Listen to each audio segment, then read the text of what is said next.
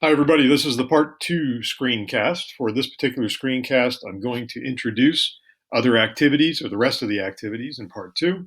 I'm going to explain the population pyramids practice. I'm going to explain the creation of your own population pyramid, and then I'm going to explain the demographic transition model.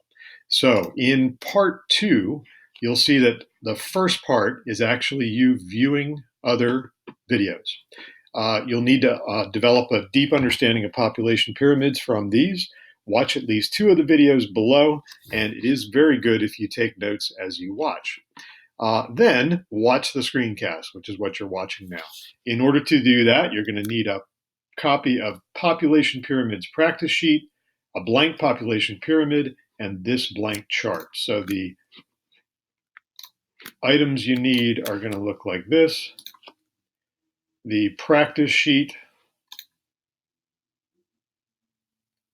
the blank population pyramid, and this blank chart. Okay, all handouts that you're going to need.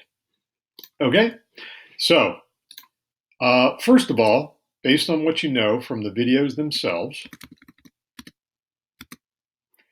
take a crack at this. So these are selected population pyramids in the United States. So rather than describing entire countries, these population pyramids show the populations of places around the United States, somewhat small.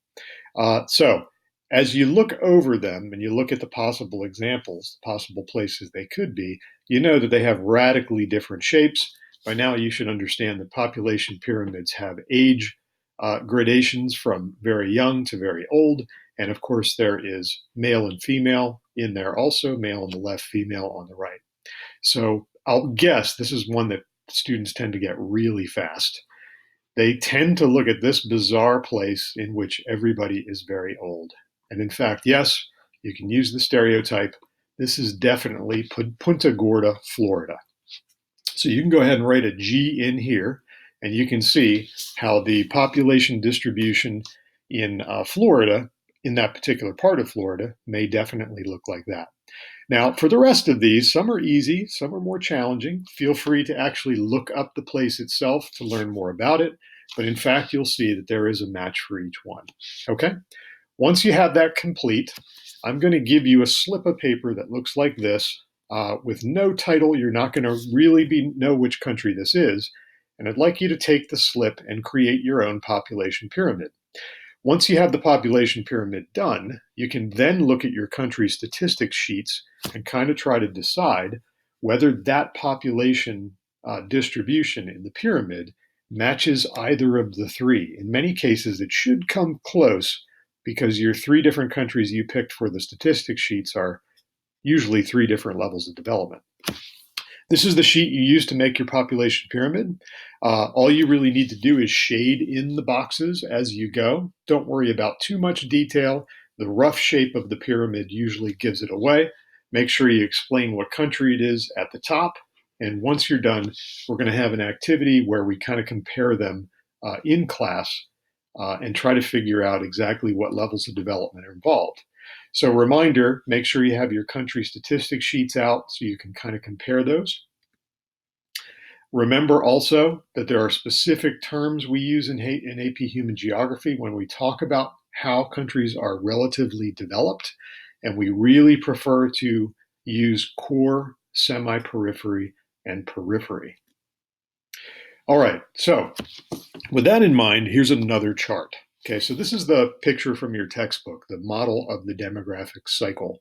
So the demographic cycle in AP Human Geography, or in human geography as a whole, is what is called a model.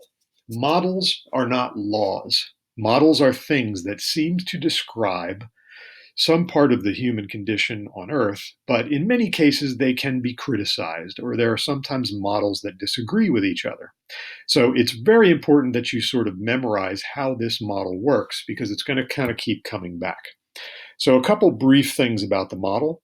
Notice that it has stages from left to right, stage 1, stage 2, 3, and 4, and 5, and those tend to be chronological. So those go in some sort of chronological order. And then, of course, we have these squiggly blue and red lines. So follow along with me on your sheet as we kind of fill out a couple things about the demographic cycle. So the demographic cycle, in order to be understood, first you need to understand what the lines are. So go ahead and write this on your sheet.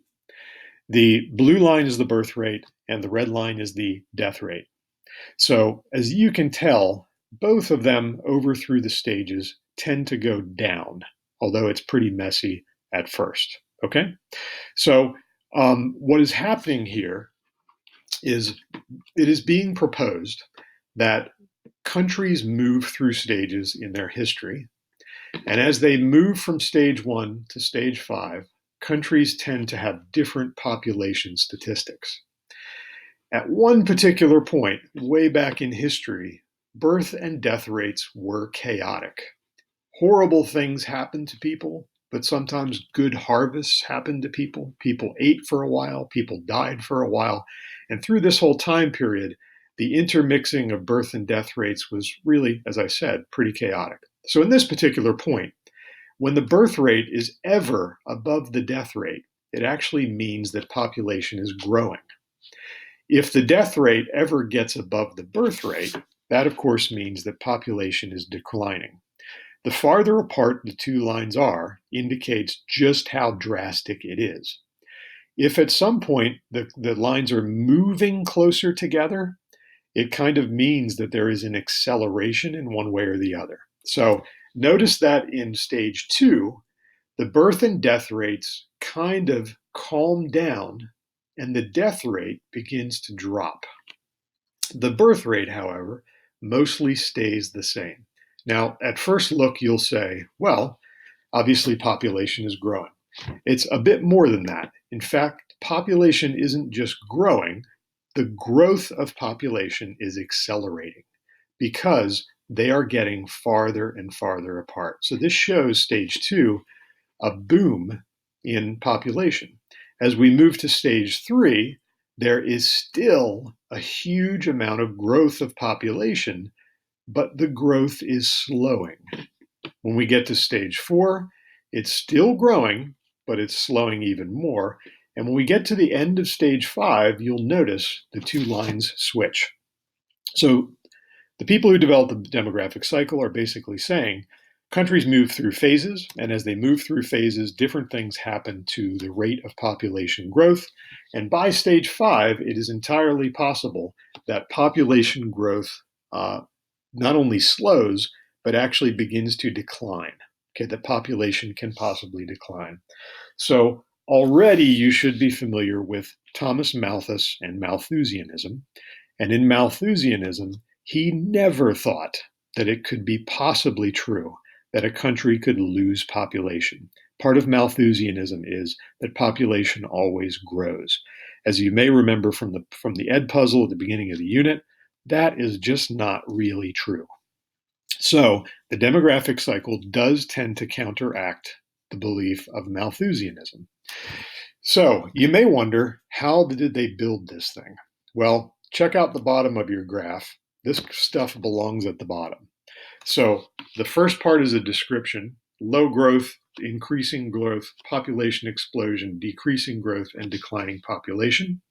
And notice that these are actually given 100-year periods.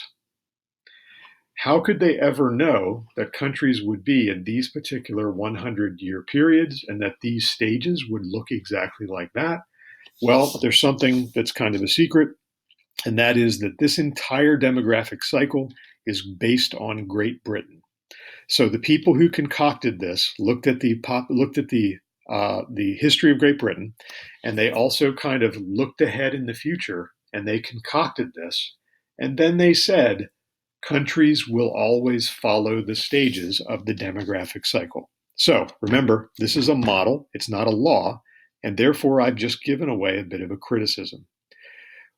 You might like how the demographic cycle makes sense, but it only makes sense really about Great Britain. And is it possible that a country could actually go through its entire history without really showing the demographic cycle? The answer is yes. Okay, so in fact, some people criticize this because they say, it's based on Great Britain. Why should we expect all the countries of the world to act just like Great Britain? So You're creating your population pyramid, you're remembering what the demographic transition model is, and then you might be able to figure out that if this is true, then it's possible that your pyramid could represent one of the stages of the demographic cycle. Are there countries in the world that look like stage 2 of Great Britain? Absolutely. And you can imagine what the population pyramid would look like. So we're going to kind of match these up in class. So finally, to conclude, make sure you save your population pyramids for use later in the unit. Please note how the demographic transition model relates to levels of development and population pyramids. And we'll move on then to population blended unit part 3.